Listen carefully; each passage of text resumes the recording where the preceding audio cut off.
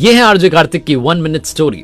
भगवान विष्णु जी से नारद जी ने कहा कि धरती लोक में जो आपकी तपस्या करता है, आराधना करता है, वो तो दुख में रहता है, और जो आपका नाम नहीं लेता वो सुख में रहता है। भगवान ने कहा भ्रमण करके आते हैं, घूम कर आते हैं। दोनों साधु वेश में नीचे आए, एक व्यापारी के घर गए साधु वेश में भिक्षा मांगने के लिए, उसने भगा दिया वहां से। जब वहां से निकले तो भगवान ने पलट करके व्यापारी के घर की तरफ देख करके कहा कि तुम्हें और पैसा मिले, तुम और समृद्ध हो जाओ।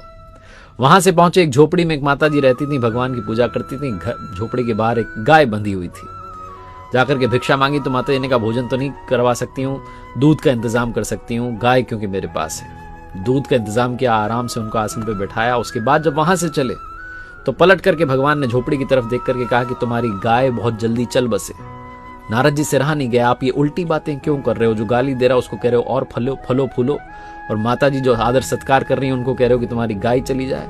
भगवान ने कहा तुम समझे नहीं, मैंने गाय चली जाए इसलिए कहा क्योंकि अंतिम समय में मैं चाहता हूं कि मेरी जो भक्त हैं, जो महिला हैं, बूढ़ी महिला हैं, ये मेरा ही स्मरण करें, गाय की चिंता ना करें कि उसका क्या होगा। और व्यापारी को कहा और पैसे कमाओ, इतने पैसे कमाओ कि अंत समय में पैसा सोचो और तिजोरी के नीचे सांप बन करके जन्म लो।